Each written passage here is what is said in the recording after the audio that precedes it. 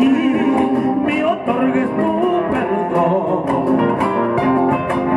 y llame siempre por buen camino, Virgencita de Chapí.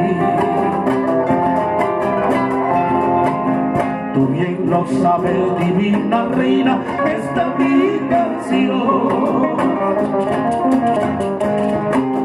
es mi plegaria que elevo al cielo, mi fe y mi oración, que te la entrego llena de locos, Virgencita de Chapí.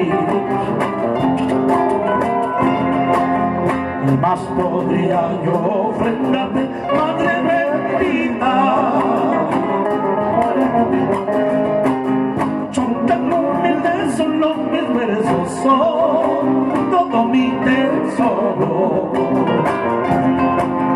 Y te lo entrego porque tú eres mi Virgencita de Chapí.